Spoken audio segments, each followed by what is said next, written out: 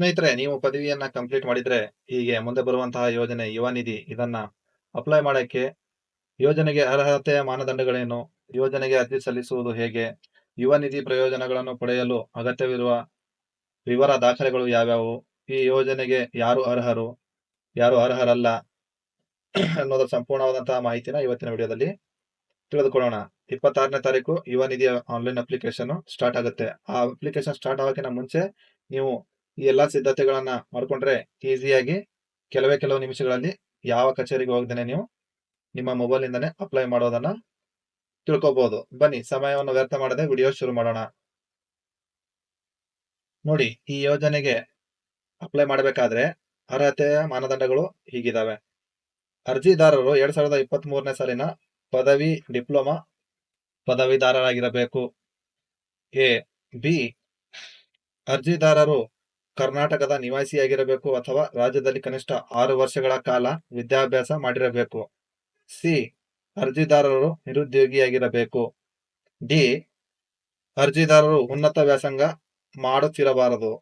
ಇವು ಈ ಯುವ ನಿಧಿಗೆ ಬೇಕಾಗುವಂತಹ ಯೋಜನೆಯ ಅರ್ಹತೆ ಮಾನದಂಡಗಳು. ಅದೇ ರೀತಿ ಈ ಎಷ್ಟೆಲ್ಲ ಮಾನದಂಡಗಳಿದಾವೆ, ಆದ್ರೆ ಅರ್ಜಿ ಸಲ್ಲಿಸುವುದು ಹೇಗೆ ಅಂತ ನೀವು ಕೇಳಬಹುದು. ಸ್ನೇಹಿತರೆ, ಇವತ್ತು ದಿನಾಂಕ 26ನೇ ತಾರೀಕು ಡಿಸೆಂಬರ್ ಈ ಅರ್ಜಿ ಸ್ಟಾರ್ಟ್ ಆಗುತ್ತೆ. ಅದು ಎಲ್ಲಪ್ಪ ಅಂತಂದ್ರೆ, ಫಲಾನುಭವಿಗಳು ಸೇವಾ ಸಿಂಧು ಪೋರ್ಟಲ್ ನ ಮೂಲಕ ಯುವ ನಿಧಿ ಯೋಜನೆಗೆ ಅರ್ಜಿ ಸಲ್ಲಿಸಬಹುದು.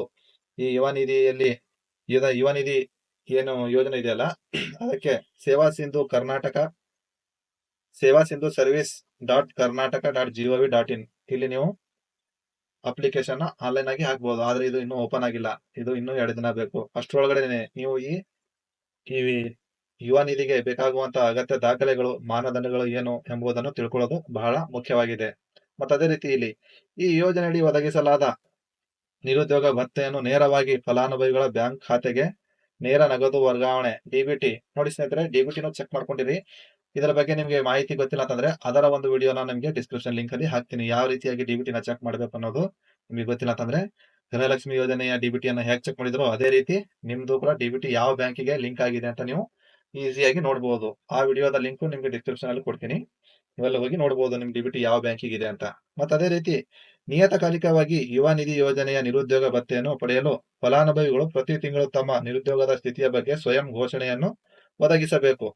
ಅರ್ಜಿದಾರರು ಒದಗಿಸಿದ ಸ್ಥಿತಿಯಲ್ಲಿ ಯಾವುದೇ ವ್ಯತ್ಯಾಸ ಕಂಡು ಬಂದರೆ ಜುಲ್ಮಾನೆಯನ್ನು ವಿಧಿಸಲಾಗುವುದು. ಅಂದ್ರೆ ನೀವು ನೀಡಿರುವಂತಹ ದಾಖಲೆಗಳಿಗೆ ನೀವೇ ಜವಾಬ್ದಾರರಾಗಿರ್ತೀರಿ. ಯಾವುದೇ ರೀತಿಯಾದಂತಹ ಸುಳ್ಳು ಮಾಹಿತಿಯನ್ನು ಕೊಟ್ರೆ ಅದಕ್ಕೆ ಜುಲ್ಮಾನೆಯನ್ನು ವಿಧಿಸಲಾಗುವುದು. ಅಂದ್ರೆ ಜುಲ್ಮಾನೆ ಅಂದ್ರೆ ದಂಡವನ್ನು ವಿಧಿಸಲಾಗುವುದು ಅಂತ ಇಲ್ಲಿ ಕ್ಲಿಯರ್ ಆಗಿ ಮೆನ್ಷನ್ ಮಾಡಿದ್ದಾರೆ.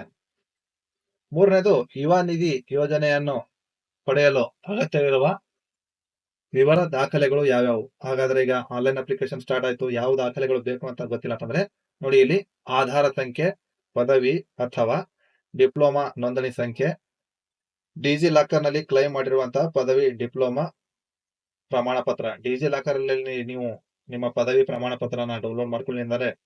ಅದರ ಒಂದು ವಿಡಿಯೋನು ಕೂಡ ನಿಮಗೆ ಡಿಸ್ಕ್ರಿಪ್ಷನ್ ಲಿಂಕ್ ಅಲ್ಲಿ ಕೊಟ್ಟಿರ್ತೀನಿ. ಅಲ್ಲಿ ಹೋಗಿ ನೋಡಿ, ನೀವು ಡಿಜಿ ಲಾಕರ್ ಅಲ್ಲಿ ನಿಮ್ಮ ಪದವಿ ಅಥವಾ ಡಿಪ್ಲೊಮಾ ಪ್ರಮಾಣ ಪತ್ರನ ಡೌನ್ಲೋಡ್ ಮಾಡ್ಕೋಬಹುದು. ಅದೇ ರೀತಿ ಕಂದಾಯ ಇಲಾಖೆಯಿಂದ ವಿತರಿಸಿರುವ ನಿವಾಸ ರೆಸಿಡೆನ್ಸಿ ಪ್ರಮಾಣ ಪತ್ರ ಅಥವಾ ಸಂಬಂಧಪಟ್ಟ ವಿಶ್ವವಿದ್ಯಾಲಯದಿಂದ ವಿತರಿಸಿದ ಶೈಕ್ಷಣಿಕ ಪ್ರಮಾಣ ಪತ್ರ. ಇಲ್ಲಿ ಕಂದಾಯ ಇಲಾಖೆಯಿಂದ ನೀಡಿರುವಂತಹ ಏನು ರೆಸಿಡೆನ್ಸಿ ನಿವಾಸ ಪ್ರಮಾಣ ಪತ್ರನ ನೀವು ಅಪ್ಲೈ ಮಾಡೋದು ಹೇಗಂತ ಗೊತ್ತಿಲ್ಲ ಅಂತಂದ್ರೆ ಅದರ ವಿಡಿಯೋ ಒಂದು ಡಿಸ್ಕ್ರಿಪ್ಷನ್ ಲಿಂಕ್ ಅಲ್ಲಿ ಕೊಟ್ಟಿರ್ತೀನಿ. ಅಲ್ಲಿ ಹೋಗಿ ನೀವು ವಿಡಿಯೋನ ನೋಡಿ ವಾಸಸ್ಥಳ ಪ್ರಮಾಣ ಪತ್ರಕ್ಕೆ ಅರ್ಜಿಯನ್ನ ಸಲ್ಲಿಸಬಹುದು. ಅದೇ ರೀತಿ ಸಂಬಂಧಪಟ್ಟ ವಿಶ್ವವಿದ್ಯಾಲಯದಿಂದ ವಿತರಿಸಿರುವಂತಹ ಶೈಕ್ಷಣಿಕ ಪ್ರಮಾಣ ಪತ್ರನೂ ಕೂಡ ಇಲ್ಲಿ ವ್ಯಾಲಿಡ್ ಆಗಿರುತ್ತೆ. ಅದೇ ರೀತಿ ಈ ಯೋಜನೆಗೆ ಯಾರು ಅರ್ಹರಲ್ಲ ಅಂತಂದ್ರೆ, ಸ್ವಯಂ ಉದ್ಯೋಗಕ್ಕಾಗಿ ಈಗಾಗಲೇ ಕೇಂದ್ರ ಅಥವಾ ರಾಜ್ಯ ಸರ್ಕಾರದ ಇತರೆ ಯೋಜನೆಗಳಿಂದ ಪ್ರಯೋಜನ ಪಡೆಯುತ್ತಿರುವವರು. ಈಗ ಹೇಗಂತಂದ್ರೆ ಸಾಲ ಪಡೆದಿರುತ್ತಾರೆ, PM ಸ್ವನಿಧಿಯಲ್ಲಿ ಸಾಲ ಪಡೆದಿರೋರು, ಈಗಾಗಲೇ ಉನ್ನತ ವಿದ್ಯಾಭ್ಯಾಸಕ್ಕಾಗಿ ದಾಖಲಾದವರು ಅಥವಾ ಉನ್ನತ ವಿದ್ಯಾಭ್ಯಾಸವನ್ನು ಮಾಡುತ್ತಿದ್ದವರು, ಉನ್ನತ ವಿದ್ಯಾಭ್ಯಾಸಕ್ಕೆ ರಿಜಿಸ್ಟರ್ ಆದವರು ಅಥವಾ ಈಗಾಗಲೇ ಮಾಡ್ತಾ ಇರೋರು. ಉನ್ನತ ವಿದ್ಯಾಭ್ಯಾಸ ಅಂತಂದ್ರೆ ಮಾಸ್ಟರ್ ಡಿಗ್ರಿ ಅಂತಹ ಸಂಪೂರ್ಣವಾದಂತಹ ಇನ್ನು ಇತರೆ ಉನ್ನತ ವಿದ್ಯಾಭ್ಯಾಸ ಅಂತಾರೆ ಅವಕ್ಕೆ. ಶಿಷ್ಯ ವೇತನದಿಂದ ವೇತನ ಪಡೆಯುತ್ತಿರುವವರು. ಶಿಷ್ಯ ವೇತನ ಅಂದ್ರೆ ಯಾವುದೇ ರೀತಿಯಾದಂತಹ ಸ್ಕಾಲರ್ಶಿಪ್ ಅನ್ನ ಈಗ ಪಡಿತಾ ಇದ್ರೆ ಅದನ್ನು ಅವರು ಕೂಡ ಇಲ್ಲಿ ಈ ಯೋಜನೆಗೆ ಅರ್ಹರಲ್ಲ.